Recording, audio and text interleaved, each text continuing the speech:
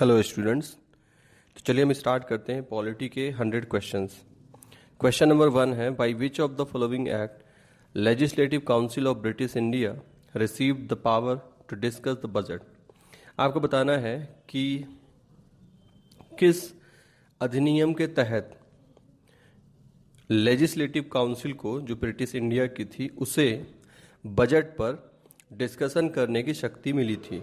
तो इसका correct answer है इंडियन काउंसिल एक्ट 1892। जो इंडियन काउंसिल एक्ट 1892 था, इसमें जो लेजिस्लेटिव काउंसिल थी उसके फंक्शंस को और उसके साइज को बढ़ा दिया गया था।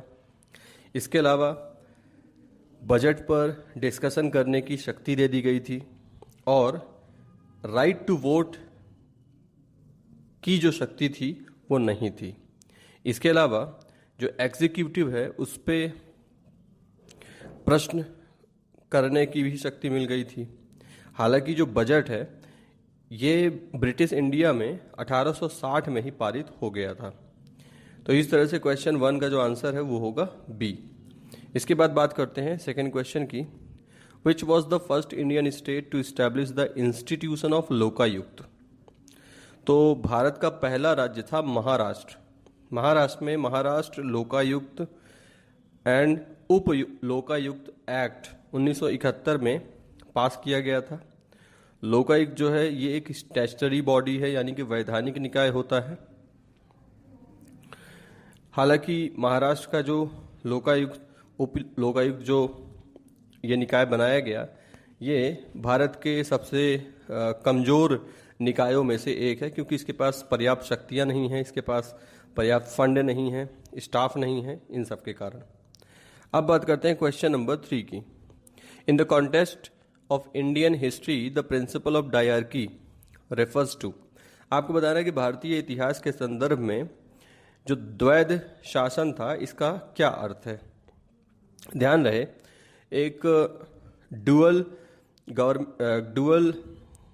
गवर्नमेंट का भी सिस्टम था, उसको भी हिंदी में द्वैध शासन ही शब्द दिया गया है, लेकिन यहाँ पे डायरकी की बात हो रही है। तो इसमें करेक्ट आंसर हो जाएगा division of subjects into 2 categories.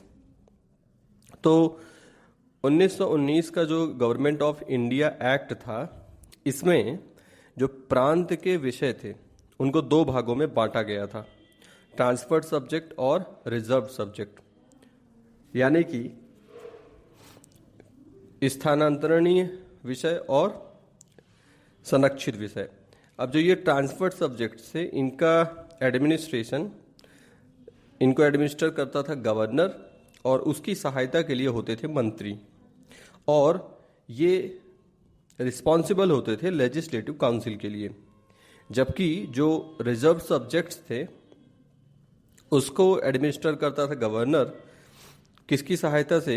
Executive council की सहायता से। लेकिन ये रिस्पॉन्सिबल नहीं होते थे लेजिस्लेटिव काउंसिल के लिए। तो इस तरह से ये जो 2 वर्गों में विभाजन था, किसका? जो प्रांत के विषय थे, केंद्र के विषय की बात नहीं की जा रही है। यानी आप और सरल भाषा में कहें तो जो राज्य सरकार है, राज्य सरकार जिन विषयों पर कानून बनाती है उन विषयों को 2 भागों में बांटा गया था। इसी को कहते हैं डायरकी। अब इसमें बाकी की जो ऑप्शन है, जैसे कि division of central legislature into 2 houses, तो बाई कैमरल हाउस बना देना, ये नहीं है डायरकी। इसके बाद सेकंड ऑप्शन है introduction of double government, central government and state government, ये भी नहीं है। ये तो कुछ फेडरल सिस्टम के बात की जा रही है। इसके बाद तीसरा है हैविंग 2 सेट्स ऑफ रूलर। अब ध्यान रहे, जो डुअल गवर्नमेंट वाला सिस्टम था बंगाल में, उसमें क्या था, वहां पे इस तरह की बात थी कुछ कि 2 रूलर बनाए गए थे। लेकिन यहां पे आगे देखिए, आगे क्या दे रखा है, 1 in London and another in Delhi, यानी कि 2 प्रकार के शासक का होना, एक लंदन में और एक दिल्ली में। ऐसा तो नहीं था। बंगाल में जो डुअल गवर्नमेंट का सिस्टम था उसमें ऐसा नहीं था। तो सी ऑप्शन भी इस तरह से गलत हो जाएगा। तो सही आंसर होगा इसका डी। इसके बाद बात करते हैं क्वेश्चन नंबर 4 की। Which of the following is are principal features of government of India act 1919। अभी हमने जिस एक्ट की बात की है उसी के बारे में क्वेश्चन आ गया कि आपको बताना है कि भारत सरकार अधिनियम 1919 के महत्वपूर्ण लक्षण कौन से थे। तो इसमें पहला है introduction of dyarchy in the province, बिल्कुल करेक्ट है, अभी हमने ऊपर देखा। इसके बाद दूसरा है the separate electorates for Muslims were continued, यानी कि मुस्लिमों के लिए जो पृथक निर्वाचन का जो प्रावधान था जो 1909 में लाया गया था उसको जारी रखा गया, तो ये सही बात है।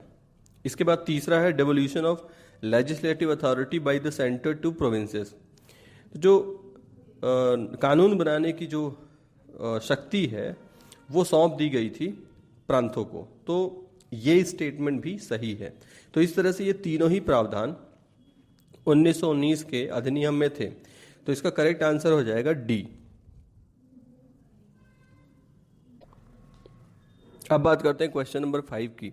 In the context of preamble of Indian constitution which of the following sequence is correct. आपको बताना है कि जो भारत का प्रस्तावना है, भारतीय संविधान की जो प्रस्तावना है, उसमें दिए हुए शब्द जो हैं इनमें इन शब्दों का कौन सा समूह है जो सही क्रम में है।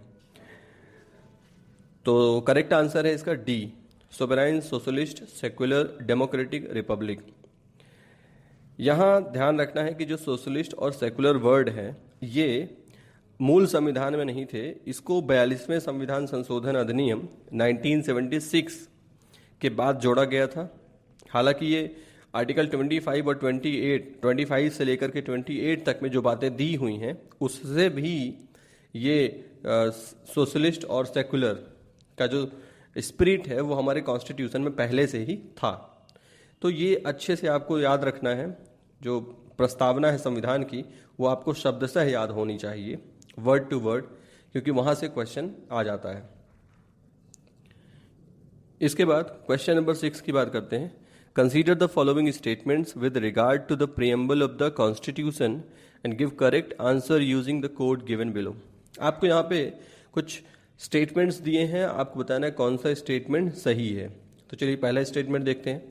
The objective resolution by Jawaharlal Nehru it the foundation of preamble. बिल्कुल सही बात है कि जवाहरलाल नेहरू ने जो उद्देश्य प्रस्ताव प्रस्तुत किया था वही बाद में जा करके संविधान की प्रस्तावना का रूप लेता है, ये सही स्टेटमेंट है। दूसरा, इट इज नॉन जस्टिसिएबल। तो जो प्रस्तावना है संविधान की ये वाद योग्य नहीं है, यानी कि इसको इसमें जो उपबंध जो बातें लिखी हुई हैं इनको लेकर के हम कोर्ट में नहीं जा सकते, सामान्य व्यक्ति कोर्ट नहीं जा सकता है। तीसरी बात, the basic feature of the constitution can not be amended under article 368। तो ये बात सुप्रीम कोर्ट की तरफ से बताई गई है कि बेसिक जो फीचर्स हैं कॉन्स्टिट्यूशन के उनको अमेंड नहीं किया जा सकता है आर्टिकल 368 के तहत, जो मूल ढांचा सिद्धांत है उसके अनुसार। इसके बाद तो ये स्टेटमेंट भी सही है, 3 स्टेटमेंट स्टार्टिंग के सही हो गए हैं। अब इसके बाद अगला है the preamble is a source of power to legislature. तो जो विधायिका है उसके शक्ति का स्रोत प्रस्तावना है ऐसा कहा जा रहा है। तो प्रस्तावना विधायिका के शक्ति का स्रोत नहीं है और ऐसा भी नहीं है कि वो शक्ति को रोक रहा हो, यानी कि प्रियम्बल ना तो लेजिस्लेचर की शक्ति का सोर्स है और ना ही उसको रोक रहा है। तो इस तरह से ये 4 स्टेटमेंट में स्टार्टिंग के जो 3 स्टेटमेंट है वो सही है, तो करेक्ट आंसर हो जाएगा सी। इसके बाद क्वेश्चन नंबर 7 की बात करते हैं। India is a republic means Bharat एक गणतंत्र है, इसका मतलब क्या है। तो पहला पॉइंट दिया हुआ it is the people who are the final authority in all matters.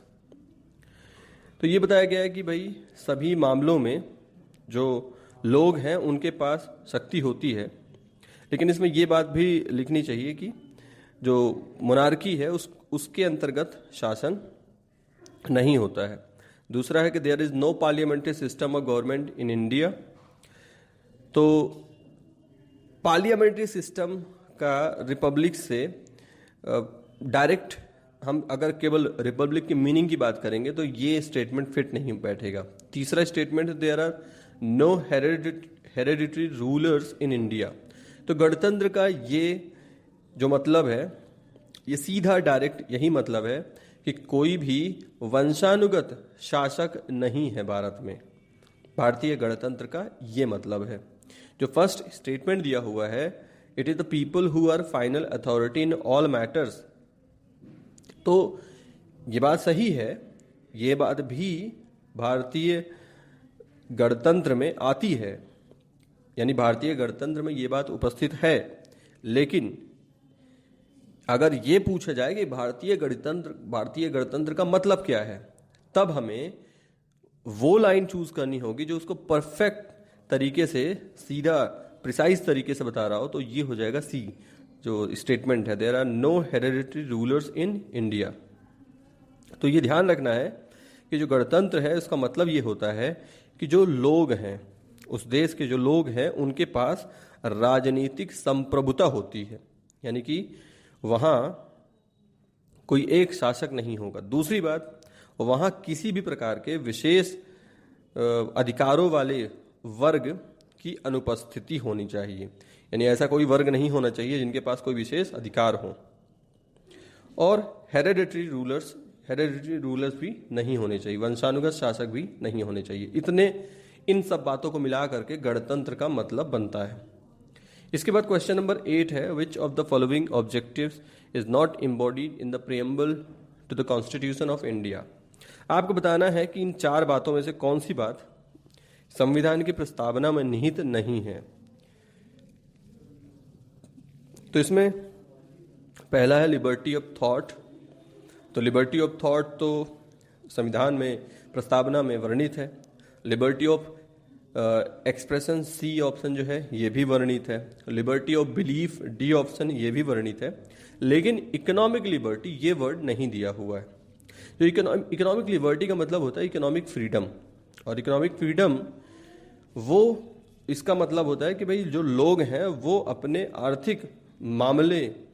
आर्थिक मामलों में जो निर्णय है वो स्वयं ले सकें। तो ये बात जो दूसरे सामान्य कायदे कानून बने हैं उन सब में वर्णित है, लेकिन संविधान की प्रस्तावना में ये वर्णित नहीं है।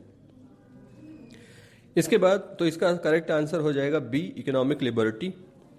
इसके बाद क्वेश्चन नंबर 9 की बात करते हैं। Who said preamble is the soul of the constitution. किसने संविधान की प्रस्तावना को संविधान की आत्मा कहा? तो ये थे ठाकुरदास भार्गव। ये मेंबर कॉन्स्टिट्यूएंट असेंबली के मेंबर भी थे और इन्होंने ऐसा कहा था। इसी प्रकार से बी आर अम्बेडकर ने भी आर्टिकल 32 के लिए, यानी कि जो राइट टू कॉन्स्टिट्यूशनल रेमेडी है, उसके लिए कहा था कि ये सोल है या हार्ट ऑफ द कॉन्स्टिट्यूशन है।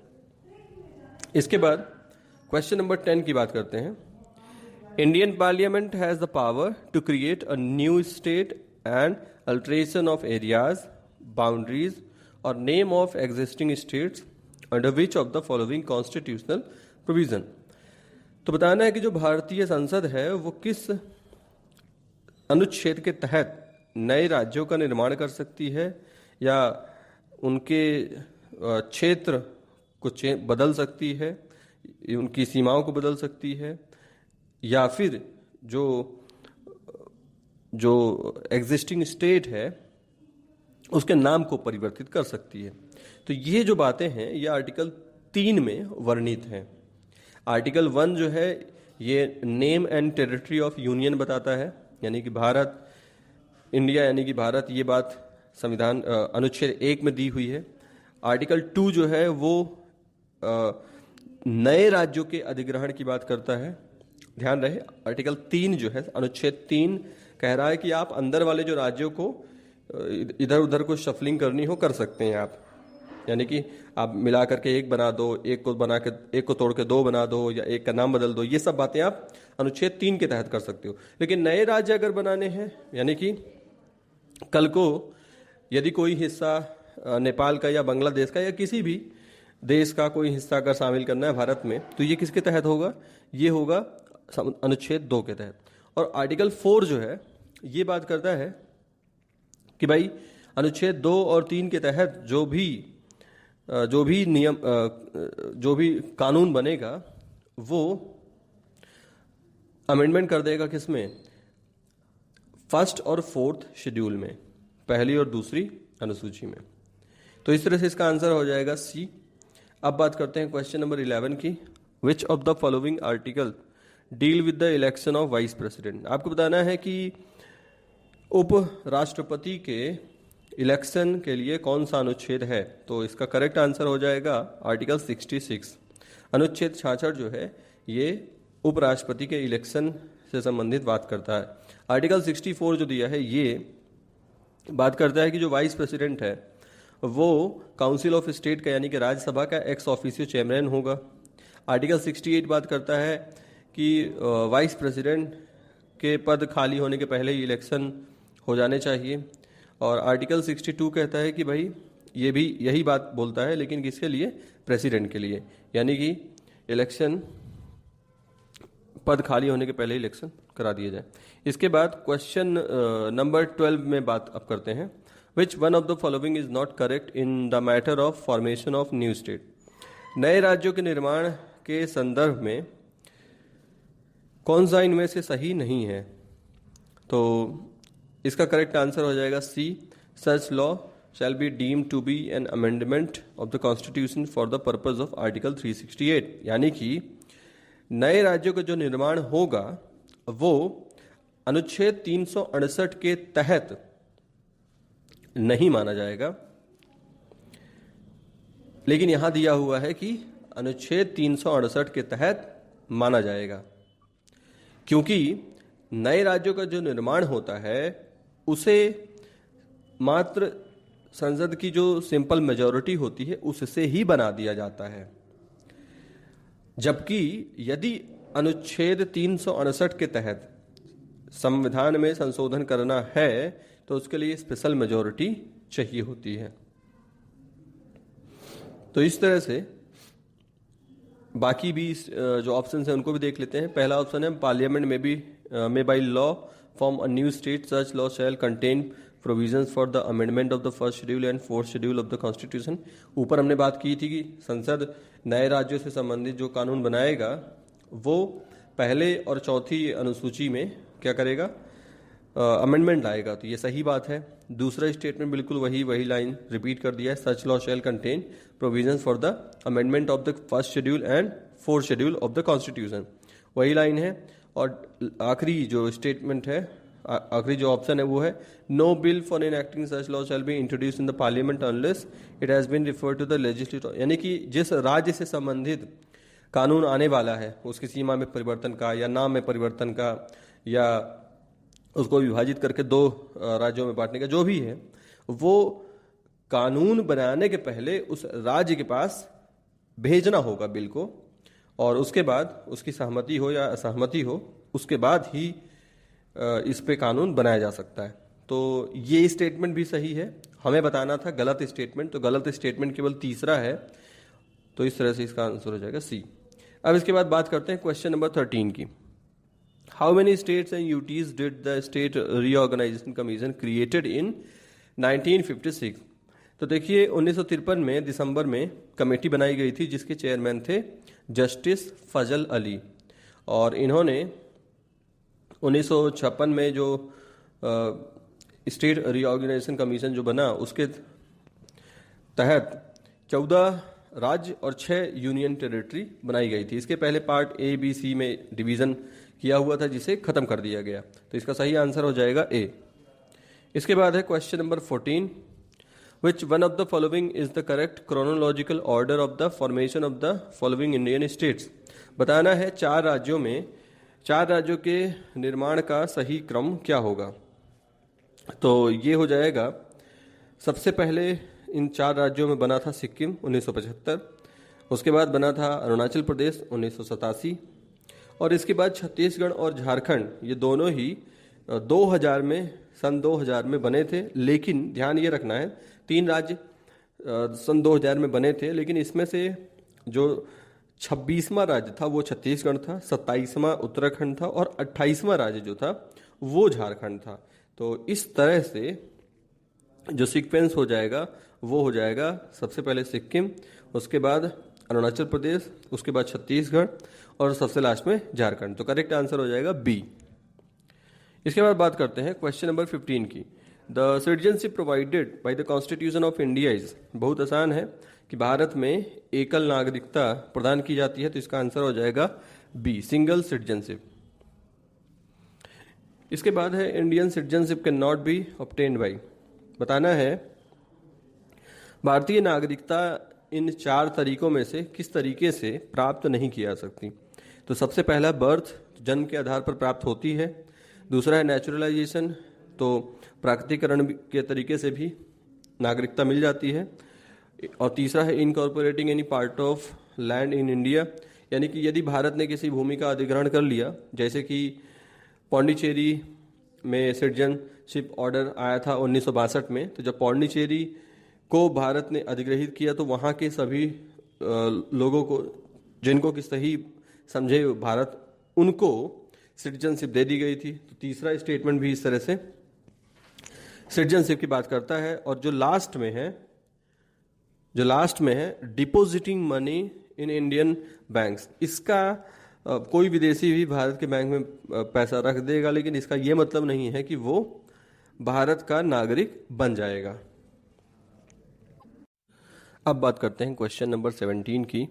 Who among the following is not eligible for registering as overseas citizen of India card holder under the citizenship amendment act 2015। बताना है आपको कि सिटीजनशिप अमेंडमेंट एक्ट 2015 के अंतर्गत ओवरसीज सिटीजन ऑफ इंडिया ये card holder इनमें से कौन नहीं हो सकते हैं। तो इसका सही आंसर है Indian who migrated to Pakistan after partition. तो इस अधिनियम के अनुसार वो व्यक्ति जो पाकिस्तान या बांग्लादेश में चले गए, वो उनको ओवरसीज सिटीजन ऑफ इंडिया नहीं बनाया जा सकता है।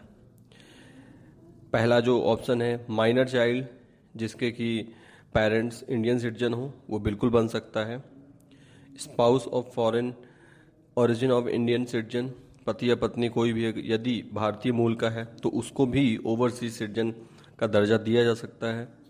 और यदि ग्रैंड चाइल्ड, जिसके कि ग्रैंडफादर जब संविधान बना था उस समय यदि भारत के नागरिक थे, तो इन सभी लोगों को जो अब विदेशों में रह रहे हैं उन्हें ओवरसीज सिटीजन ऑफ इंडिया का कार्ड दिया जा सकता है। लेकिन उन व्यक्तियों को जो कि पाकिस्तान के हैं या बांग्लादेश के हैं और विदेशों में रह रहे हैं, यानी किसी मान लीजिए यूरोपीय देश में रह रहे हैं या अमेरिका में रह रहे हैं, तो उन्हें ओवरसीज सिटीजन ऑफ इंडिया का कार्ड नहीं मिल सकता है। तो इसका करेक्ट आंसर हो जाएगा सी। अब बात करते हैं क्वेश्चन नंबर 18 की। Which country accepted the policy at dual citizenship. तो बहुत आसान है, आपको बताना है कौन सा देश है जिसमें डुअल सिटीजनशिप का कॉन्सेप्ट है। वो है यूएस। अमेरिका में क्योंकि फेडरल सिस्टम है तो वहाँ डुअल सिटीजनशिप का कॉन्सेप्ट है। तो वहाँ जो राज्य होते हैं, जैसे अपने भारत में जो राज्य हैं, तो वहाँ के जो राज्य होते हैं उन राज्यों का भी सिटीजनशिप होता है और अमेरिका देश का भी होता है। तो दोनों के उनको राइट्स मिलते हैं दोनों के। इसके अलावा स्विट्जरलैंड भी वो देश है जहाँ पे डुअल सिटीजनशिप का कॉन्सेप्ट है। तो इसका आंसर हो जाएगा डी। इसके बाद बात करते हैं 19 की। Which of the following is competent to prescribe conditions for acquisition of citizenship. आपको बताना है कि इन 4 में से कौन नागरिकता की जो कंडीशंस हैं उसको कौन प्रिस्क्राइब कर सकता है। तो अनुच्छेद 11 के अनुसार, आर्टिकल 11 के अकॉर्डिंग, जो पार्लियामेंट के पास ये शक्ति है कि वो कोई भी प्रावधान बना सके कि सिटीजनशिप को एक्वायर कैसे करना है और टर्मिनेट कैसे करना है। तो इसका सर्वाधिकार किसके पास सुरक्षित है? पार्लियामेंट के पास। तो आंसर हो जाएगा डी। इसके बाद बात करते हैं question number 20। How many years does a person of Indian origin need to reside in India to become a citizen of India under the citizenship act 1955? तो आपको बताना है कि सिटीजनशिप एक्ट 1955 के अंतर्गत कोई व्यक्ति, किसी व्यक्ति को कितने साल भारत में रहना पड़ता है। तो ये समय सीमा है 7 वर्षों की। इसके बाद बात करते हैं क्वेश्चन नंबर 21 की। The purpose of the inclusion of directive principles of the state policy in Indian constitution is to establish. आपको बताना है कि हमारे संविधान में जो नीति निर्देशक सिद्धांत हैं उन्हें संविधान में शामिल क्यों किया गया है। तो इसका करेक्ट आंसर हो जाएगा D, social and economic democracy. देखिए, पॉलिटिकल डेमोक्रेसी जो है उसके लिए फंडामेंटल राइट दिए हुए हैं, जबकि जो सोशल, सामाजिक और आर्थिक लोकतंत्र यानी कि सामाजिक रूप से और आर्थिक रूप से जो अधिकार मिलने चाहिए वो अधिकार प्राप्त कराने के लिए ही ये डायरेक्टिव प्रिंसिपल्स दिए गए हैं। इसके बाद तो इसका आंसर हो जाएगा डी। इसके बाद बात करते हैं क्वेश्चन नंबर 22। यहाँ स्टेटमेंट दिए गए हैं directive principles of state policy के संदर्भ में। बताना है कौन सा करेक्ट स्टेटमेंट है। तो 2 स्टेटमेंट है। पहला है these principles spell out the socio economic democracy in the country. तो अभी हमने ऊपर वाले प्रश्न में देखा कि सामाजिक आर्थिक लोकतंत्र लाना ये लक्ष्य है डीपीएसपी का, यानी कि नीति निर्देशक सिद्धांतों का। तो ये पहला स्टेटमेंट तो सही है। दूसरा statement, the provisions contained in these principles are not enforceable by any court. अब ध्यान रहे कि ये निर्देश है मात्र, यानी कि ऑब्लिगेशन नहीं है कि राज्य इसका पालन ही करे। यानी कि स्वतंत्रता के समय जो संविधान निर्माता थे उन्होंने, क्योंकि उस समय देश की परिस्थितियां ऐसी नहीं थी कि जो एक आदर्श राज्य के कर्तव्य होने चाहिए वो तुरंत ही पूरे किए जा सकें, तो इसलिए एक निर्देशों का समूह बना करके वो चले गए कि जैसे जैसे हमारी क्षमताएं बढ़ती जाएंगी तो सरकार इनको पूरा करने के लिए कानून बनाती रहेगी। लेकिन अब यदि सभी निर्देशों पे कानून नहीं बना है तो इसके लिए कोर्ट में नहीं जाया जा सकता है। तो ये दूसरा स्टेटमेंट भी सही है। तो इस तरह से इसका करेक्ट आंसर हो जाएगा सी, बोथ 1 and 2। अब बात करते हैं क्वेश्चन नंबर 23 की। Directive principles of state policy of constitution of India is adopted from which of the country. तो आपको बताना है कि भाई किस देश से हमने नीति निर्देशक सिद्धांत लिया है। तो इसका सही आंसर है आयरलैंड से, आयरलैंड के संविधान से 1937 में। इसके बाद क्वेश्चन नंबर 24 की बात करते हैं। The concept of welfare state is included in the constitution of India in the. आपको बताना है कि जो लोक कल्याणकारी राज्य, ये जो सिद्धांत है ये हमारे भारतीय संविधान के किस भाग में सन्निहित है। तो इसका आंसर भी यही होगा, directive principles of state policy. यानी कि यही वो भाग है जिसमें एक लोक कल्याणकारी राज्य कैसा होगा, उसे क्या करना चाहिए, ये वर्णित है। अब बात करते हैं क्वेश्चन नंबर 25 की। According to the constitution of India which of the following are fundamental to the governance of the country. तो इसका सही आंसर हो जाएगा directive principles of state policy.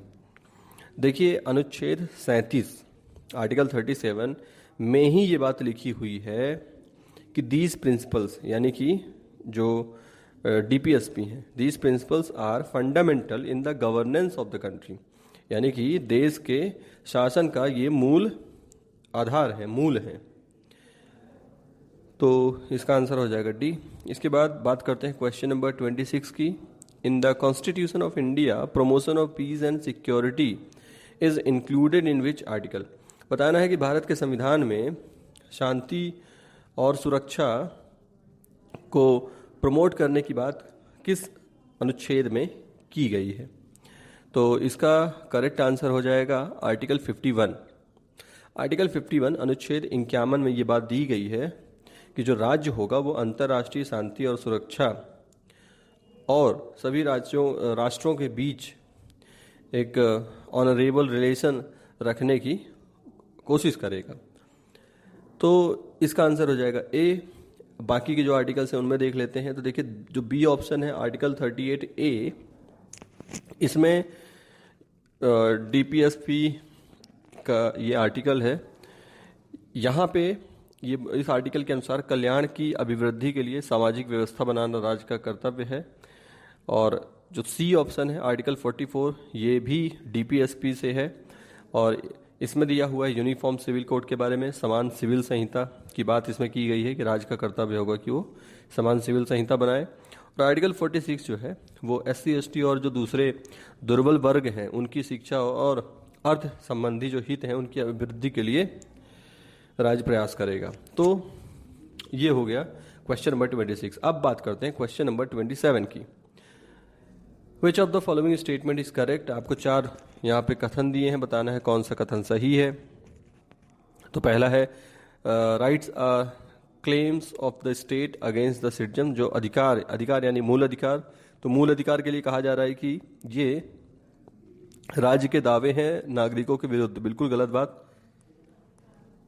संविधान में जो अधिकार दिए गए हैं वो नागरिकों को दिए गए हैं।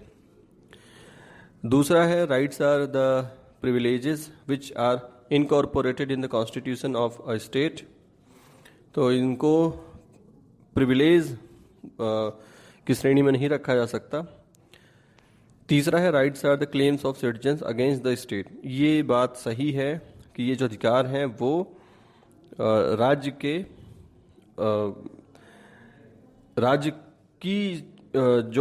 के जो क्षेत्र हैं, शक्तियां हैं, उनको सीमित करता है ना। लास्ट है जो rights are privileges of few citizens. ये तो बिल्कुल भी नहीं हो सकता, ये गलत स्टेटमेंट है कि अधिकार कुछ लोगों को नहीं मिले हुए हैं, सभी के लिए हैं। तो इसका करेक्ट आंसर हो जाएगा सी।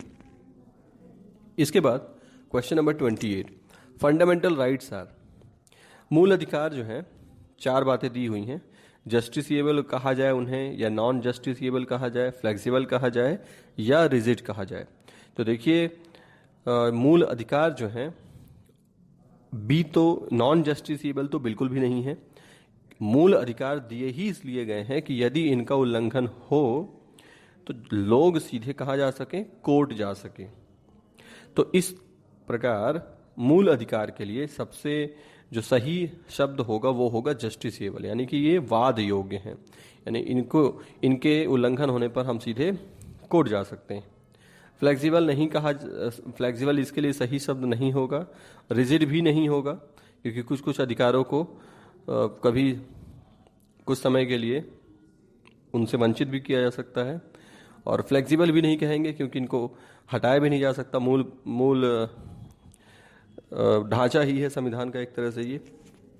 तो इसके लिए सबसे परफेक्ट जो शब्द है वो होगा जस्टिसिएबल, न्यायोचित या फिर वाद योग्य। अब इसके बाद बात करते हैं क्वेश्चन नंबर 29 की।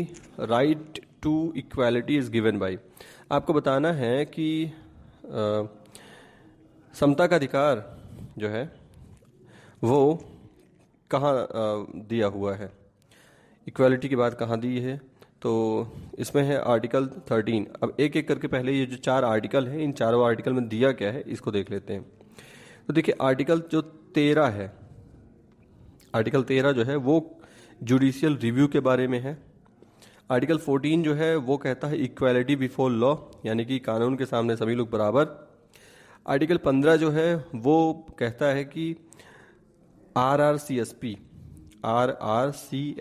यानी कि रिलीजन, रेस, कास्ट, सेक्स और प्लेस ऑफ बर्थ, यानी कि धर्म, नस्ल, जाति, लिंग या जन्म स्थान के आधार पर किसी भी प्रकार का भेदभाव नहीं किया जाएगा। तो ये भी समानता की बात कर रहा है।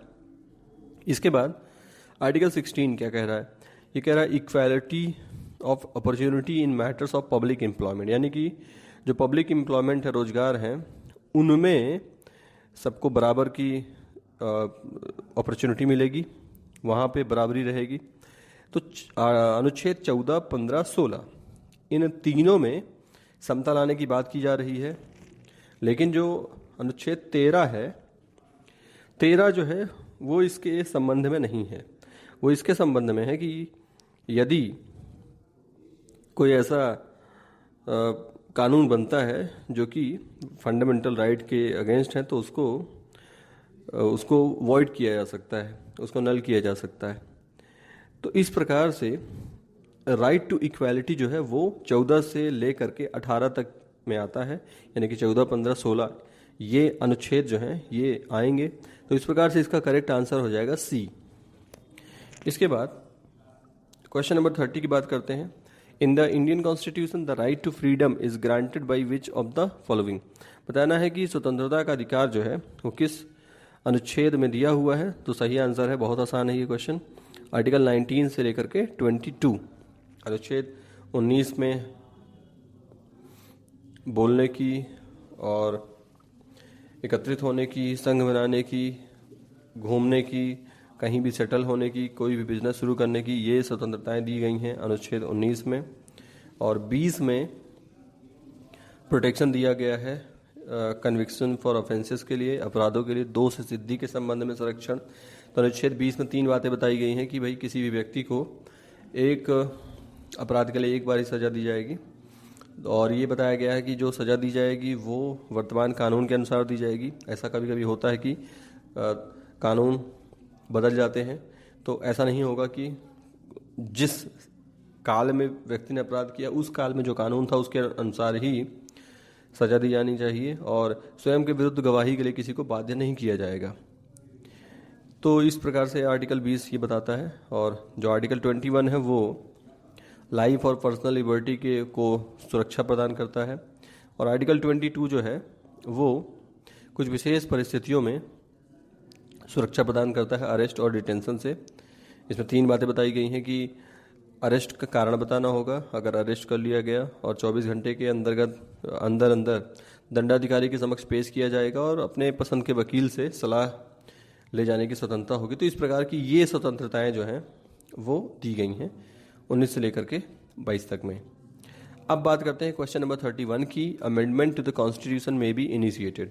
संविधान में यदि संशोधन करना है तो वो कहाँ से शुरू किया जा सकता है। तो संविधान संशोधन की बात अनुच्छेद 368 में है, और अनुच्छेद 368 का दूसरा बिंदु जो है वो ये कहता है कि किसी भी सदन से ये जो बिल है संविधान संशोधन का वो शुरू किया जा सकता है। बस ये बात ध्यान रखना है कि इसमें स्पेशल मेजॉरिटी चाहिए होगी, यानी कि स्पेशल मेजॉरिटी का मतलब होता है कि सदन में जितने मेंबर हैं उसका मेजॉरिटी होना चाहिए। माना कि यदि सदन में 100 मेंबर हैं तो 100 का मेजॉरिटी होगा 51, आधे से एक अधिक। और इसके साथ साथ जितने लोग उपस्थित हैं उसका भी 2/3 से कम नहीं होना चाहिए। यानी माना कि 90 लोग उपस्थित हैं, सदन में कुल मेंबरशिप कितनी है, 100 की है, लेकिन उपस्थित कितने हैं, 90। तो अब 90 का 2/3 कितना हुआ, 90 का 2/3 हो जाएगा 60।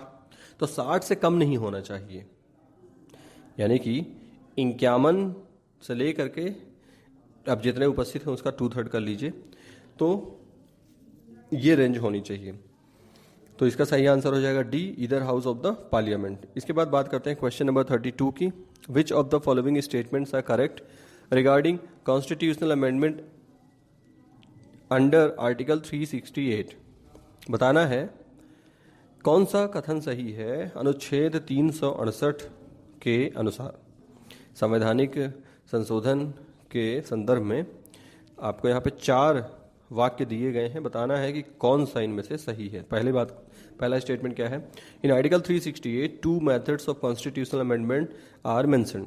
तो पहली बात सही है कि भाई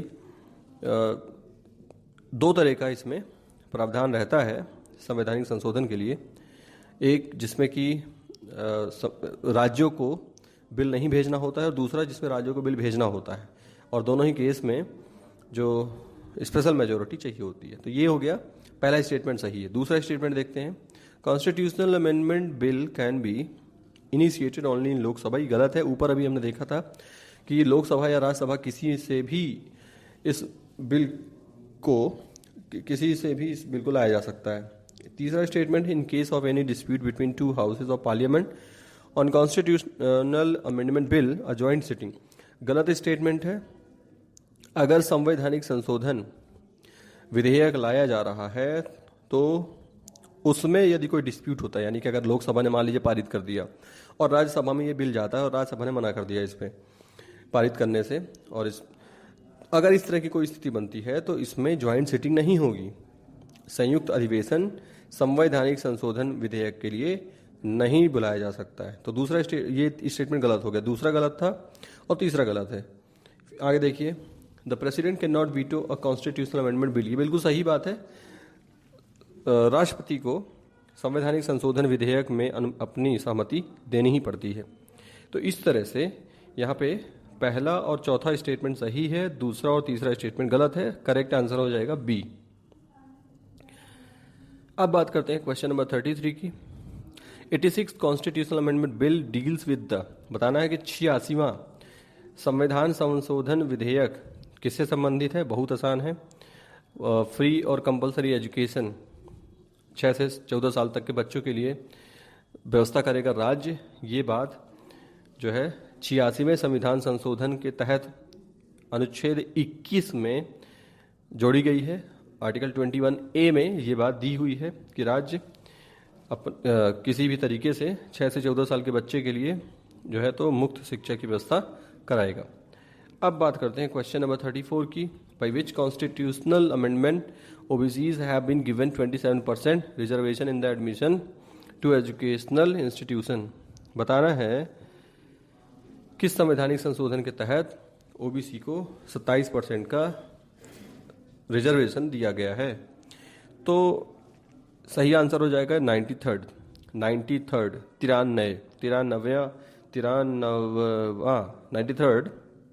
जो संविधान संशोधन है उसके तहत एक आर्टिकल जोड़ा गया, क्लॉज 5 जोड़ा गया आर्टिकल 15 में, अनुच्छेद 15 में जोड़ा गया, जिसमें ये बोला गया कि भाई जो सोशली और एजुकेशनली बैकवर्ड जो क्लास हैं उनके लिए एजुकेशनल एडवांसमेंट के लिए ये प्रावधान किया जा रहा है कि उनको ओबीसी को 27% का रिजर्वेशन दिया जाएगा।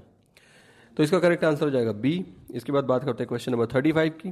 By which of the following amendment of the Indian constitution the term cooperative societies was added in the article 19(1)(c)।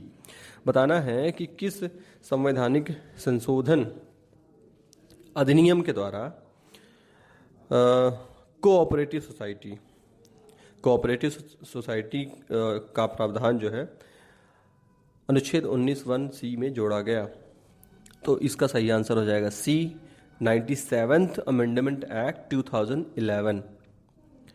तो संविधान में एक पार्ट 9B ये जोड़ा गया, 2011 में ये अमेंडमेंट आया था और इसमें ये बोला गया कि भाई जो स्टेट है वो प्रमोट करेगा वॉलंटरी फॉर्मेशन, ऑटोनोमस फंक्शनिंग और डेमोक्रेटिक कंट्रोल और प्रोफेशनल मैनेजमेंट किसके लिए, कोऑपरेटिव सोसाइटी के लिए। तो जो कोऑपरेटिव सोसाइटी होती हैं उनके लिए राज्य इतनी व्यवस्थाएं करने के लिए उनको प्रमोट करेगा। अब बात करते हैं क्वेश्चन नंबर 36 की। The president of India may declare a national emergency if there is the threat of. आपको बताना है कि जो राष्ट्रीय आपातकाल है वो कब राष्ट्रपति लगाते हैं, डिक्लेयर करते हैं। तो देखिए आर्टिकल 356(1) में, अनुच्छेद 356(1) में ये बात दी हुई है कि यदि राष्ट्रपति को ये उनके संज्ञान में आ जाए, यदि वो संतुष्ट हैं इस बात से कि भाई ऐसी परिस्थितियां हैं कि जिससे भारत की सुरक्षा को खतरा है, और वो परिस्थितियां कौन सी हो सकती हैं, वो या तो वॉर हो सकता है, युद्ध, या फिर एक्सटर्नल एग्रेशन हो सकता है, किसी ने चढ़ाई कर दी हो किसी देश ने, या फिर आर्म्ड रेबेलियन। तो देखिए 3 शब्द यहाँ पे आ गए, वॉर हो गया, एक्सटर्नल एग्रेशन हो गया, आर्म्ड रेबेलियन हो गया, यानी कि युद्ध या बाह्य आक्रमण या फिर सशस्त्र विद्रोह। अब यहाँ पे देखते हैं, हमें 4 शब्द दिए गए हैं। एक्सटर्नल एग्रेशन दिया है, सही बात है। इंटरनल डिस्टर्बेंसेस दिया हुआ, ये गलत है। आर्म्ड रेबेलियन दिया है, ये सही है। कम्युनल क्लैशेस दिया, ये नहीं स्टेटमेंट है संविधान के अनुच्छेद में। तो इस तरह से एक्सटर्नल एग्रेशन और आर्म्ड रेबेलियन यहाँ पे सही होंगे, यानी 1 और 3 किसमें दिया हुआ है, डी ऑप्शन में। तो ध्यान रहे कि इंटरनल डिस्टरबेंस जो शब्द है ये मूल संविधान में यही लिखा हुआ था। अभी जो हमने आपको बताया कि वॉर, एक्सटर्नल एग्रेशन और आर्म्ड रेबेलियन, पहले आर्म्ड रेबेलियन शब्द नहीं था, मात्र इंटरनल डिस्टरबेंस शब्द था, यानी कि आंतरिक अशांति। लेकिन समस्या ये है कि आंतरिक अशांति की परिभाषा क्या होगी, ये कौन निर्धारित करेगा कि देश में आंतरिक अशांति है। तो इसी शब्द को आधार बना करके इंदिरा गांधी के समय पे आपातकाल लगाया गया था, इंदिरा गांधी के कार्यकाल में। तो बाद में 1978 में 44वां संविधान संशोधन लाया गया और ये हुआ कि निर्धारित हुआ कि भाई इंटरनल डिस्टरबेंस, आंतरिक अशांति शब्द को हटाया जाए। आंतरिक अशांति तो ये बड़ा ही सब्जेक्टिव शब्द हो गया, इसको कैसे परिभाषित किया जाए। तो इसके लिए शब्द नया लिखा गया, आर्म्ड रिबेलियन, यानी कि जब ऐसा हो जाए कि लोग हथियार उठा लें और इस प्रकार की अशांति निर्मित हो जाए तब, और ये बड़े स्तर पे हो जाए तब ऐसा होगा कि नेशनल इमरजेंसी लगाना पड़ सकता है। तो इस तरह से इसका आंसर हो जाएगा डी। इसके बाद बात करते हैं क्वेश्चन नंबर 37 की। Under which of the following articles the president of India can suspend the enforcement of fundamental right except article 2021। तो आपको बताना है कि कौन सी परिस्थितियां हैं कि जब राष्ट्रपति को अनुच्छेद 20 और 21 के अलावा, अनुच्छेद 20 और 21 के अलावा बाकी के जो मूल अधिकार हैं उनको सस्पेंड किया जा सके। तो देखिए इसका सही आंसर हो जाएगा आर्टिकल 359। आर्टिकल 359 जो है वो कहता है कि भाई इमरजेंसी के टाइम पे ऐसा किया जा सकता है। आर्टिकल 358 में ये बात नहीं है। आर्टिकल 358 जो है वो ये कहता है कि अनुच्छेद 19 जो है वो राष्ट्रीय आपात की घोषणा के दौरान स्वतः ही समाप्त हो जाता है, जबकि आर्टिकल 13 जो है वो मूल अधिकारों के अगेंस्ट अगर कोई कानून बनता है तो उसको ख़त्म करने के लिए बात करता है, और आर्टिकल 356 जो है वो राष्ट्रपति शासन की बात करता है। तो इस तरह से इसका आंसर हो जाएगा आर्टिकल 359। अब बात करते हैं क्वेश्चन नंबर 38 की। Which of the following are not necessarily the consequences of the proclamation of the president's rule in the state. आपको बताना है कि यदि राष्ट्रपति शासन किसी राज्य में लगा दिया जाए तो इनमें से कौन सा कथन आवश्यक रूप से, कौन सा परिणाम आवश्यक रूप से नहीं होगा। तो देखिए पहली बात दे रखी है कि स्टेट लेजिस्लेटिव असेंबली जो है वो डिसॉल्व हो जाएगी। दूसरी बात है कि जो काउंसिल ऑफ मिनिस्टर्स हैं उनको रिमूव कर दिया जाएगा, और तीसरा है कि जो लोकल बॉडीज होगी उनको डिसॉल्व कर दिया जाएगा। तो इसमें जो काउंसिल ऑफ मिनिस्टर होता है, जो काउंसिल ऑफ मिनिस्टर्स होते हैं स्टेट के, उनको रिमूव किया जाता है आवश्यक रूप से। जो मंत्री हैं, मंत्री परिषद है, वो तो हो जाएगी भंग। लेकिन ये जरूरी नहीं है कि स्टेट लेजिस्लेटिव असेंबली को डिसॉल्व किया जाए, और ये भी जरूरी नहीं है कि जो लोकल बॉडीज हैं उनको भी डिसॉल्व किया जाए। तो इस तरह से इसका करेक्ट आंसर हो जाएगा बी, यानी कि पहला जो परिणाम है और तीसरा जो परिणाम है वो आवश्यक नहीं है कि राष्ट्रपति शासन लगने के बाद लागू ही हो। इसके बाद बात करते हैं question number 39। Mainly on whose advice the president rule is impose in the state. बहुत आसान है, गवर्नर के एडवाइस पे राष्ट्रपति शासन लगाया जाता है। अनुच्छेद 356 के अनुसार यदि प्रेसिडेंट को ऐसी रिपोर्ट मिलती है गवर्नर की तरफ से, या स्वयं राष्ट्रपति ही इस बात से संतुष्ट हो जाते हैं कि ऐसी परिस्थितियां बन चुकी हैं कि जो राज्य सरकार है वो संविधान के अनुसार कार्य नहीं कर रही है, तो इसके संदर्भ में राष्ट्रपति शासन लगाया जा सकता है। तो इसका आंसर हो जाएगा सी। इसके बाद बात करते हैं क्वेश्चन नंबर 40 की। विच one of the following is the time limit for the ratification of national emergency period by the parliament. आपको बताना है कि जो राष्ट्रीय आपात होता है उसको कितने समय अवधि में संसद से अनुमोदित कराया जाना चाहिए। तो इसका सही आंसर है 1 मंथ। पहले ये कार्यकाल ये समय जो था वो 2 महीने का था, लेकिन बाद में 44th कॉन्स्टिट्यूशनल अमेंडमेंट एक्ट 1978 के द्वारा इस समय को कर दिया गया 1 महीना, यानी कि राष्ट्रीय आपात ज्यादा देर तक बिना संसद के अनुमोदन से नहीं लगा रहना चाहिए। इसके बाद बात करते हैं question number 41। In which part of Indian constitution legislative relation between centre and state are given. आपको बताना है कि भारतीय संविधान के किस भाग में केंद्र और राज्य के संबंध दिए हुए हैं। तो ये बहुत आसान है, भाग है 11, अनुच्छेद 245 से 255। इसके बाद है question number 42। The Indian constitution vest the residuary power with. आपको बताना है कि जो रेसिडुअरी पावर है वो भारतीय संविधान में किसे दी गई है। तो बहुत आसान है, यूनियन गवर्नमेंट, जो केंद्र सरकार होती है।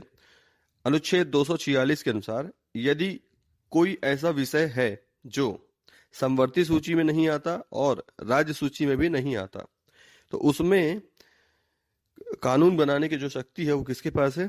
फिर केंद्र सरकार के पास है, पार्लियामेंट के पास है।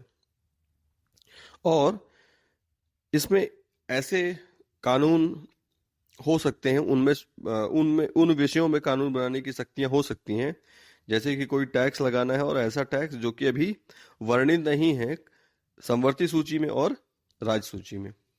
इसके बाद question number 43। Sarkaria commission was set up to review. बताना है कि जो सरकारीय कमीशन बनाया गया था वो किस संबंध में बनाया गया था। बहुत आसान है ये, relation between union and the state. तो जस्टिस RS सरकारिया की अध्यक्षता में कमीशन बनाया गया था जून 1983 में, और इनको बताना था कि किस प्रकार से केंद्र और राज्य सरकार का जो संबंध है उसमें शक्ति का संतुलन कैसे रहना चाहिए। इसमें बाकी जो मेंबर्स थे उसमें शिवरमन ये कैबिनेट सेक्रेटरी थे। इसके अलावा SR सेन भी थे इसमें, और राम सुब्रमण्यम भी थे, और इन सब लोगों ने अपनी रिपोर्ट सबमिट की थी 1987 में। इसके बाद बात करते हैं question number 44। Article 249 of the constitution deals with. बताना है कि अनुच्छेद 249 में क्या दिया हुआ है। तो इसमें दिया है legislative powers of the parliament with respect to subject in the state list.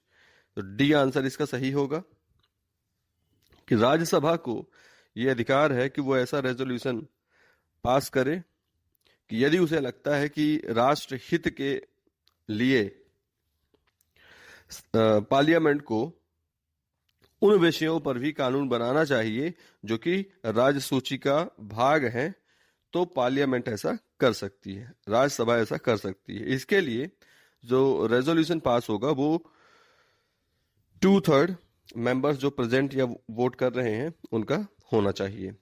तो ये हो गई बात अनुच्छेद 249 की। इसके बाद article 45, which one of the article of Indian Constitution provide that it shall be the duty of the Union to protect every state against external aggression and internal disturbances। तो इसका सही आंसर है अनुच्छेद 355। अनुच्छेद 355 ये कहता है कि केंद्र सरकार का ये कर्तव्य है कि वो किसी भी प्रकार के बाह्य आक्रमण या आंतरिक विद्रोह की स्थिति में राज्य सरकार की रक्षा करेगी। इसके बाद बात करते हैं question number 46। How is the president elected in India. तो भारत में राष्ट्रपति का जो चुनाव होता है वो अप्रत्यक्ष तरीके से होता है, और इनका जो इलेक्टोरल कॉलेज होता है उसमें संसद के दोनों सदनों के इलेक्टेड मेंबर्स होते हैं।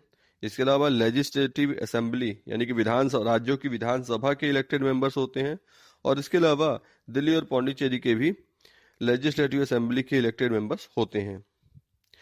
इसके बाद क्वेश्चन नंबर 47 इसी के ऊपर है कि electoral college of president consist of, यानी कि जो राष्ट्रपति के लिए इलेक्टोरल कॉलेज बनता है उसमें क्या कौन कौन से सदस्य होते हैं। तो अभी जस्ट हमने जो बात की इसमें देखिए दूसरा जो कथन है ये गलत है क्योंकि इसमें लिखा हुआ elected members of both the houses of state legislature.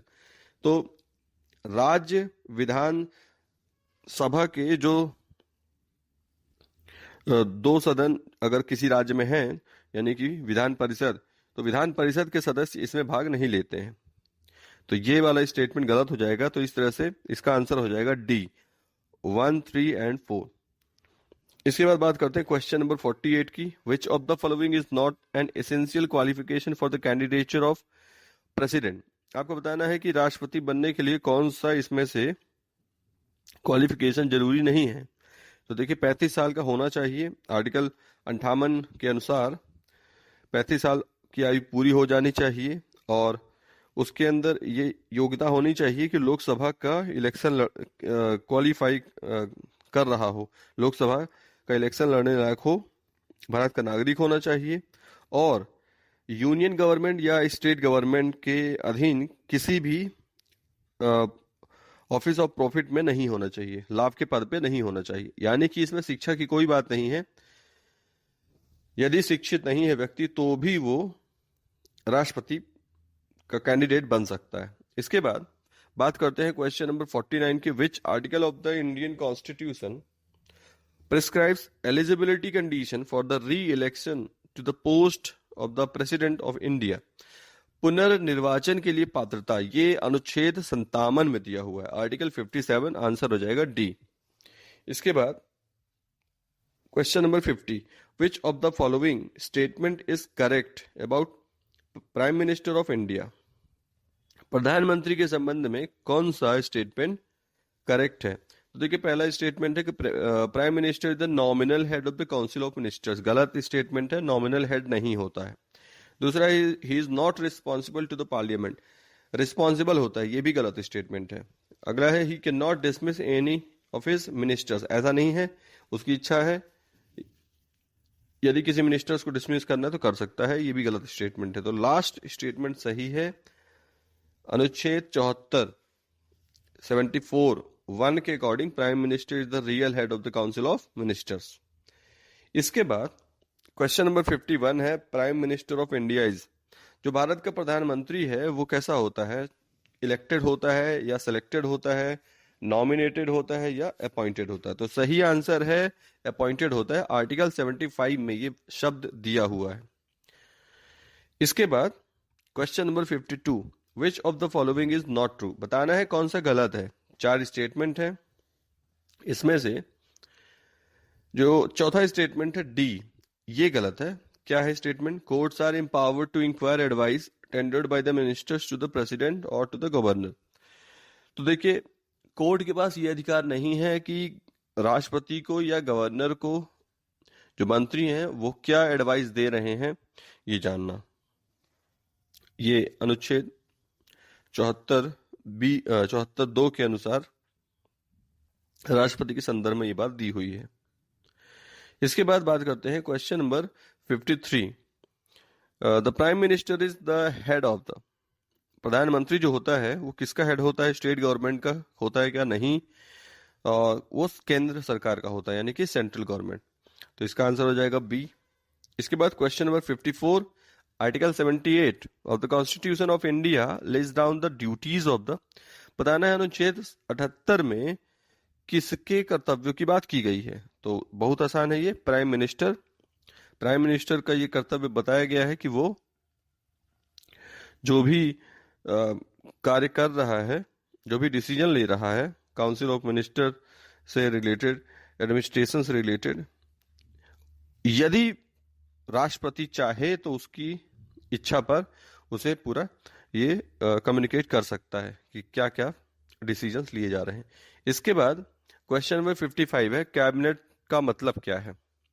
तो भाई कैबिनेट का मतलब होता है उन मंत्रियों से जो कैबिनेट रैंक के होते हैं, और कैबिनेट एक छोटी बॉडी होती है जिसमें 15 से 20 मंत्री होते हैं, और महत्वपूर्ण मंत्रालय इनके पास होते हैं, जैसे कि home minister, finance minister, defence minister, external affairs इत्यादि।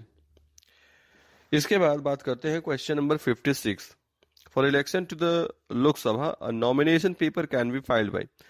लोकसभा में इलेक्शन के लिए नॉमिनेशन पेपर को अगर फाइल करना है तो क्या होना चाहिए, कौन कर सकता है? तो रिप्रेजेंटेशन ऑफ पीपल एक्ट 1951 के सेक्शन 4 डी के अनुसार कोई भी नागरिक जिसका नाम इलेक्टोरल रोल पे आया हुआ है, जिस कॉन्स्टिट्यूएंसी से वहां से वो लोकसभा का चुनाव, वहां से वो लोकसभा के लिए नॉमिनेशन फाइल कर सकता है। तो इसका आंसर हो जाएगा सी।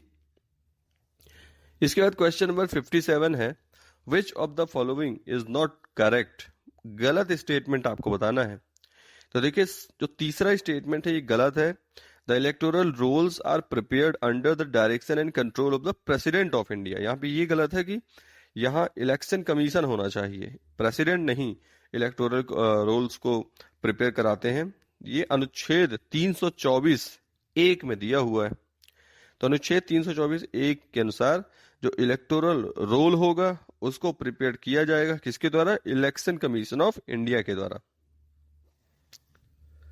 इसके बाद क्वेश्चन नंबर 58 है, maximum strength of Lok Sabha stipulated in the constitution of India is. तो लोकसभा की जो मैक्सिमम स्ट्रेंथ है वो 552 डिसाइड की गई थी। हालांकि जनवरी 2020 में 104 संविधान संशोधन आया, जिसमें से जो 2 एंग्लो इंडियन चुने जाते थे ये प्रावधान अब खत्म कर दिया गया। लेकिन ऑप्शंस के अकॉर्डिंग इसमें आंसर 552 सी हो जाएगा। इसके बाद question number 59, the state wise seat allocation in Lok Sabha is based on. तो लोकसभा में किस राज्य से कितनी सीट होनी चाहिए ये डिसाइड होता है जनसंख्या के आधार पे। तो अनुपात ये रखा जाता है हर राज्य से उतने सीट रखी जाती हैं कि जिससे जो अनुपात है जनसंख्या का और सीटों का सभी राज्यों में बराबर रहे, लेकिन फिर भी कम से कम एक सीट यूनियन टेरिटरी या किसी राज्य से रखनी ही होती है, क्योंकि नॉर्थ ईस्ट के जो स्टेट्स हैं वहां पे जनसंख्या कम है। इसके बाद क्वेश्चन नंबर 60 की बात करते हैं, who holds power to appoint the nominees from Anglo Indian community in Lok Sabha. तो अभी जैसे हमने बात की कि ये प्रावधान तो खत्म कर दिया गया, लेकिन फिर भी कौन किसके पास ये शक्ति थी कि वो अपॉइंट कर सके? बहुत आसान है, president of India. Frank Anthony first Anglo Indian थे जिनका नॉमिनेशन किया गया था। इसके बाद क्वेश्चन नंबर 61 है, the original plan in the draft constitution for having elected governors was dropped because. आपको बताना है कि जो मूल संविधान का प्रारूप था उसमें पहले यह निर्धारित किया गया था कि गवर्नर्स भी इलेक्टेड होने चाहिए, लेकिन बाद में इस आइडिया को ड्रॉप कर दिया गया। क्यों? तो इसका करेक्ट आंसर हो जाएगा सी। क्यों भाई? क्योंकि एक समस्या तो ये होती कि एक इलेक्शन लोकसभा का चल ही रहा है, इसके अलावा फिर ये भी इलेक्शन कराना पड़ जाता, खर्चीला काम होता। सही है ये। फिर अगली बात, ऐसा भी हो सकता था कि जो गवर्नर है क्योंकि वो इलेक्ट होके आया है तो वो स्वयं को चीफ मिनिस्टर से भी ऊपर समझने लगे, ये भी एक संभावना थी। फिर अगला कि गवर्नर जो है वो कंपैटिबल नहीं होता पार्लियामेंट्री सिस्टम में, उसके साथ सुसंगत नहीं बैठता। अब इसमें एक देखिए स्टेटमेंट दिया हुआ है, दूसरा statement, the election would have been fought on major political issues. तो देखिए ये मुद्दा नहीं था जिस वजह से ये आइडिया ड्रॉप किया गया था, क्योंकि अगर इलेक्शन होगा तो ऑब्वियसली पॉलिटिकल इश्यूज पे ही होगा। तो यदि ये पूछा जा रहा है कि कारण क्या था जिसकी वजह से इस आइडिया को ड्रॉप किया गया, तो कारण ये नहीं था। यानी कि पहला, तीसरा और चौथा कारण सही है, दूसरा इसमें हम इंक्लूड नहीं, ये बात नहीं थी उस समय। तो इसका सही आंसर हो जाएगा सी। इसके बाद question number 62, the governor of the state may act independently from the consultation of legislative assembly when. अब बताना आपको ये है कि ऐसा कौन सा समय होता है कि जो गवर्नर है राज्य का वो स्वतंत्र हो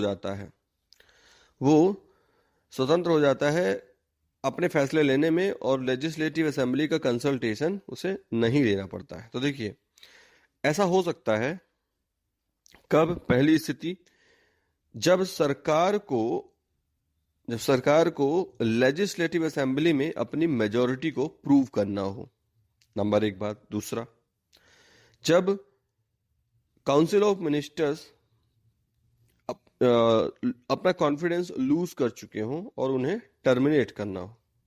यानी पहला तो वो केस हो गया कि जब सरकार बनानी है और मेजॉरिटी प्रूव करनी है, तब वो किसे इनवाइट करते हैं, एक यहाँ पे ये स्वतंत्र है। दूसरा, तब स्वतंत्र है जब कॉन्फिडेंस लूज हो गया है और टर्मिनेट करना है काउंसिल ऑफ मिनिस्टर्स को। तीसरा, जब उनके पास कोई बिल आए और उनकी इच्छा है कि ये प्रेसिडेंट के पास कंसिडरेशन के लिए भेज देना है। और चौथा, यदि उनके पास बिल आया, वो ऐसा भी कर सकते हैं कि वो रिकंसिडरेशन फिर से पुनर्विचार के लिए लेजिस्लेटिव असेंबली के पास भेज सकते हैं। और आखिरी जो स्टेटमेंट दिया गया है, to see the consultation with high court, ऐसा कोई प्रावधान नहीं है। ऐसा कोई प्रावधान नहीं है। राष्ट्रपति के पास जरूर है सुप्रीम कोर्ट से कंसल्टेशन का, लेकिन यहां ऐसा नहीं। तो इस तरह से पांचवा स्टेटमेंट जो है ये गलत हो जाएगा। ये सही आंसर होगा ए। 1 2 3 4 ये करेक्ट है। इसके बाद, who is the constitutional head of the state government, बहुत आसान है। गवर्नर होता है संवैधानिक प्रमुख राज्य सरकार का। इसके बाद question number 64, according to which article of the constitution of India the chief minister is appointed by the governor of a state, बहुत आसान है। अनुच्छेद 164 के अनुसार ऐसा होना चाहिए। इसके बाद question number 65, no money bill can be introduced in assembly of a state except on the recommendation of. तो देखिए, गवर्नर की पूर्व सहमति से ही मनी बिल को इंट्रोड्यूस किया जा सकता है किसी भी राज्य की विधानसभा में। इसके बाद question number 66, which one of the following is the period for the legislative council to detain the ordinary bills. बताना है कि जो विधान परिषद है राज्यों में, जिन राज्यों में विधान परिषद है, वहां वो किसी सामान्य विधेयक को अपने पास कितने समय तक सुरक्षित रख सकते हैं। तो देखिए, अनुच्छेद 197 के अनुसार यदि विधानसभा ने किसी बिल को पारित किया और उसे आगे बढ़ा दिया विधान परिषद के पास, तो 3 महीने तक विधान परिषद ऐसा कर सकती है कि उसमें कोई भी एक्शन ना ले। उसके बाद उसे फिर से, यदि वापस से ये बिल दिया जाता है, तो दूसरी बार वो फिर से 1 महीने के लिए ऐसा कर सकती है।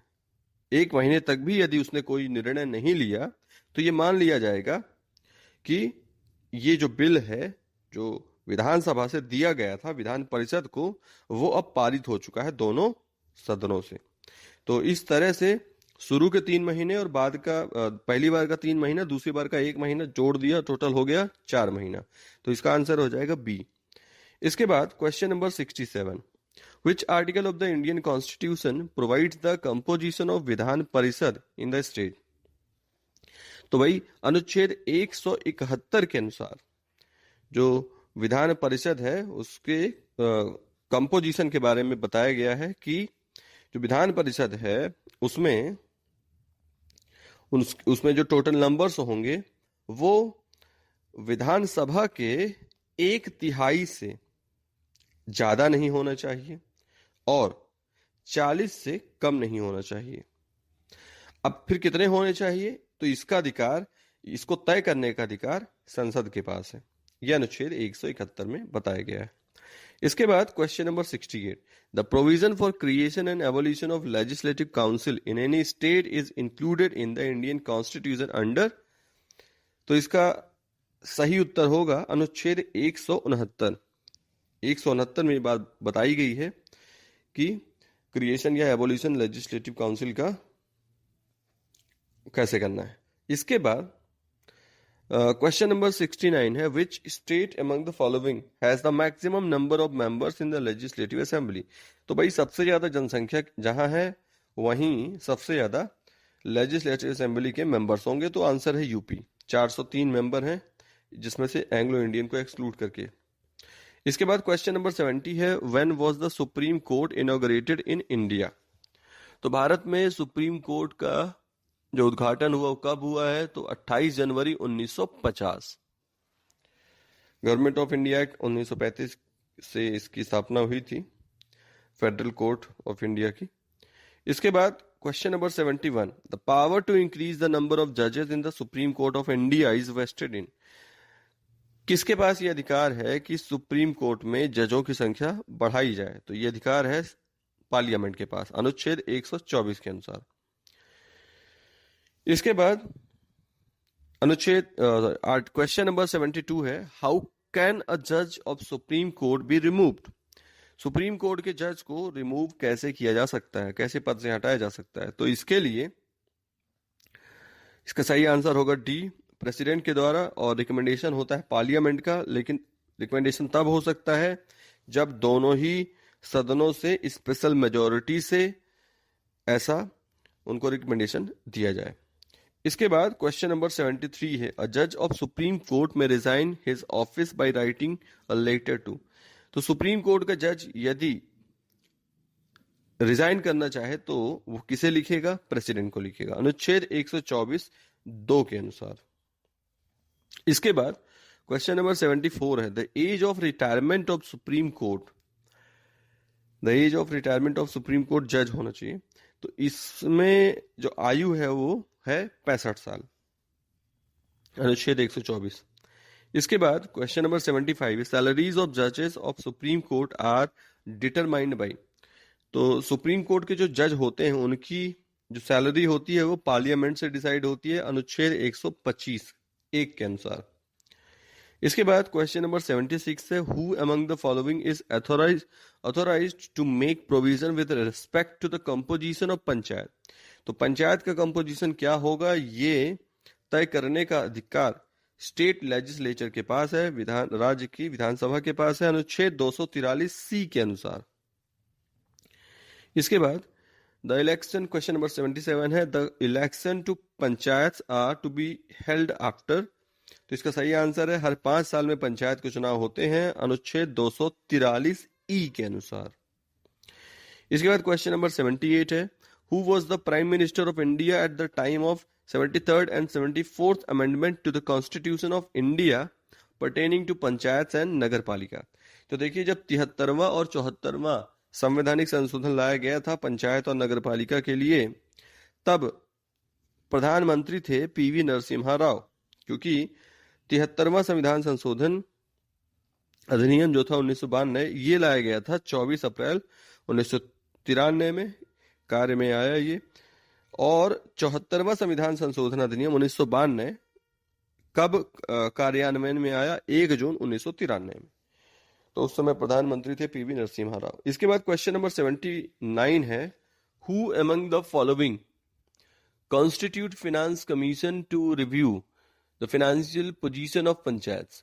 तो देखिए, संबंधित राज्यों के जो गवर्नर होते हैं उनके पास ये शक्ति होती है, अनुच्छेद 243 1 के अनुसार ऐसा दिया गया। तो सही आंसर हो जाएगा सी। इसके बाद क्वेश्चन नंबर 80 है, in which article the provision on reservation scheduled caste and scheduled tribe to panchayat has been given. तो एससी और एसटी के लिए पंचायत में रिजर्वेशन की बात अनुच्छेद 243 डी में की गई है, तो सही आंसर हो जाएगा डी। इसके बाद क्वेश्चन नंबर 81 है, reservation of seats in panchayat election scheduled caste shall not apply to the state of. देखिए, अरुणाचल प्रदेश वो राज्य है जहां 2011 की मतगणना के अनुसार शेड्यूल्ड कास्ट की जनसंख्या ही नहीं है, वहां शेड्यूल्ड कास्ट रहती ही नहीं है ही नहीं उनकी संख्या, इसलिए इसका सही आंसर हो जाएगा सी, अरुणाचल प्रदेश। इसके बाद क्वेश्चन नंबर 82 है, generally in India finance commission is appointed for every 5 years। सामान्यतः जो फाइनेंस कमीशन है हर 5 साल में बनता है, किस लिए बनता है? तो आंसर हो जाएगा इसका D, to determine the share of states in the grants and revenues of the central government. Central government के जो ग्रांट्स और रेवेन्यूज हैं उनमें शेयर कितना होगा ये डिसाइड करने के लिए फाइनेंस कमीशन हर 5 साल में बनाया जाता है, अनुच्छेद 280 3 के अनुसार। इसके बाद क्वेश्चन नंबर 83 है, who among the following was the chairman of 14th finance commission? आसान है, वाई वी रेड्डी थे चेयरमैन 14th फाइनेंस कमीशन के। Question number 84, which of the following shall cause every recommendation made by the finance commission to treat before each house of the parliament? तो कौन है जो वित्त आयोग की जो सिफारिशें हैं वो दोनों सदनों के समक्ष रखता है? तो इसका सही आंसर हो जाएगा प्रेसिडेंट ऑफ इंडिया, अनुच्छेद 281। इसके बाद question number 85, which one of the following statements about the finance commission is true? तो देखिए, जो वित्त आयोग है एक संवैधानिक निकाय है, बहुत आसान क्वेश्चन है, आंसर हो जाएगा बी, अनुच्छेद 280 के अनुसार। इसके बाद question number 86, finance commission consist of a chairman and? अनुच्छेद 280(1) में यह दिया हुआ है कि जो फाइनेंस कमीशन है उसमें एक चेयरमैन और 4 अन्य सदस्य होंगे, तो इसका सही आंसर हो जाएगा C. Question number 87, what is the tenure of chief election commissioner of India? तो भारत के मुख्य निर्वाचन आयुक्त का कार्यकाल क्या होता है? तो सही आंसर है 6 साल होता है, या फिर अधिकतम जो उम्र होती है वो 65 वर्ष, जो भी पहले हो जाए। इसके बाद क्वेश्चन नंबर 88 है, विच article of the constitution provide that every state shall endeavor to provide an adequate facility for instruction in mother tongue at primary stage of education? आपको बताना है कि इस संविधान के अनुसार हर राज्य कोशिश करेगा कि प्राइमरी स्टेज जो होता है एजुकेशन का, उसमें जो मदर टंग है उसका यूज हो। अनुच्छेद 350(a) में ये दिया हुआ है। तो 7वें संविधान संशोधन के तहत इसको लाया गया था, रिकमेंडेशन थी स्टेट रीऑर्गेनाइजेशन कमीशन की। इसके बाद क्वेश्चन नंबर 89 है, विच one of the following is correct about the language mentioned in the constitution? तो भाई संविधान में भाषाओं का जो विवरण है उसमें से उसके बारे में कौन सा सही है? तो इसमें सही आंसर हो जाएगा D, Bodo is recognized language. The 8th schedule of constitution, 8वीं जो अनुसूची है उसमें बोडो एक भाषा है उसमें, और इसको 92 जो संविधान संशोधन था 2003 वाला, उससे इसको जोड़ा गया है। इसके बाद क्वेश्चन नंबर 90 है, under article 344 of the constitution the first official language commission was established in the year? तो पहली बार 1955 में बी.जी. खेर की अध्यक्षता में ये कमीशन बनाया गया था, और इन्होंने अपनी रिपोर्ट 1956 में सौंप दी थी, और 1957 में ये पार्लियामेंट में प्रेजेंट की गई। इसके बाद क्वेश्चन नंबर 91 है, विच article of the Indian constitution provides the language of the state? तो अनुच्छेद 345 है, जिसके तहत राज्य की भाषा के बारे में बात की गई है। इसके बाद क्वेश्चन नंबर 92 है, under which of the following constitutional amendment act 4 languages were added to the languages under the 8th schedule of the constitution, thereby raising their number to 22? तो आपको बताना है कि 4 भाषाएं जोड़ी गई हैं किस संविधान संशोधन के तहत, जिससे कि टोटल भाषा जो हो गई 8वें अनुसूची में 22 हो गई। तो सही आंसर है 92 जो संविधान संशोधन था 2003 वाला, इसमें 8वें अनुसूची में मैथिली, संथाली, डोगरी, बोडो, अब 22 जो भाषाएं हैं वो याद होनी चाहिए आपको। असमीज हो गई, बंगाली हो गई, बोडो, डोगरी, गुजराती, हिंदी, कन्नड़, कश्मीरी, मलयालम, मैथिली, मराठी, उड़िया, पंजाबी, संस्कृत, सिंधी, तमिल, तेलुगु, संथाली, उर्दू, कोंकणी, मणिपुरी, नेपाली। इसके बाद क्वेश्चन नंबर 93 पे आते हैं, who was the first chief justice of India? बहुत आसान है, H.J. कानिया, हरिलाल जयकिशन दास कानिया। इनका कार्यकाल 1950-51 था, कार्यकाल के दौरान इनकी मृत्यु हो गई 1951 में। इसके बाद क्वेश्चन नंबर 94 है, how many union territories are there in India 2020? तो देखिए 2020 में भारत में यूनियन टेरिटरी की जो संख्या है वो है 8। कैसे, जरा देखते हैं। नाम पहले देख लेते हैं। एक हो गया अंडमान निकोबार आइलैंड, दूसरा हो गया चंडीगढ़, तीसरा हो गया लक्षद्वीप, अगला हो गया पुदुचेरी, इसके बाद है दिल्ली। उसके बाद दो नए बने, लद्दाख और जम्मू कश्मीर। दो नए बने, लेकिन इसके साथ साथ दादर नागर हवेली को दमन दीव के साथ जोड़ दिया गया। तो देखिए दादर नगर हवेली को अब मिला करके उसके नेबरिंग जो यूनियन टेरिटरी थी दमन दीव, उसके साथ मिला करके एक नया यूनियन टेरिटरी बना है जिसका नाम है Dadar and Nagar Haveli and Daman and Diu. ये 26 जनवरी 2020 में हुआ। और लद्दाख को यूनियन टेरिटरी बनाया गया 31 अक्टूबर 2019। तो इस तरह से इसका आंसर हो जाएगा बी। नेक्स्ट क्वेश्चन में आते हैं 95। When was the first session of Lok Sabha held? तो लोकसभा का जो पहला सत्र था वो 13 मई 1952 को शुरू हुआ। और पहली जो लोकसभा थी वो कॉन्स्टिट्यूटेड हुई है 17 अप्रैल 1952 को और डिसॉल्व हुई है 4 अप्रैल 1957 को।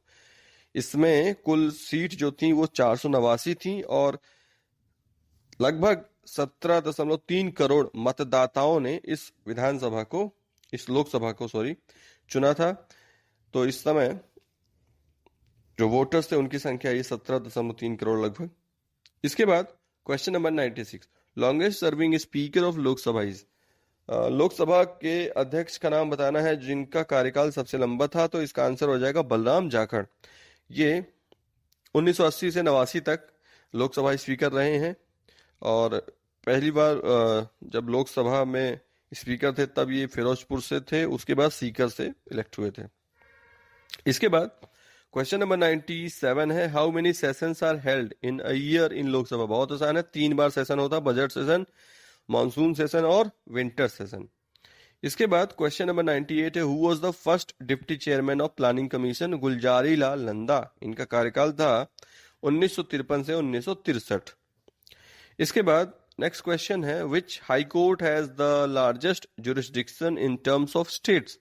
बताना है ऐसा कौन सा हाई कोर्ट है जिसका जुरिस्डिक्शन एरिया राज्यों के संदर्भ में देखा जाए तो सबसे ज्यादा है। तो सही आंसर गुवाहाटी। गुवाहाटी का जो जुरिस्डिक्शन एरिया है वो कवर करता है असम, अरुणाचल प्रदेश, नागालैंड और मिजोरम को। इसके बाद अगला है in parliament the chief spokesman of the government on matters of general policy is the? आपको बताना है कि संसद में सामान्य नीति के मामलों पर सरकार के मुख्य प्रवक्ता कौन होते हैं? तो सही आंसर है प्राइम मिनिस्टर। सही आंसर है प्राइम मिनिस्टर। तो इस तरह से ये हो गए 100 क्वेश्चन पॉलिटी के।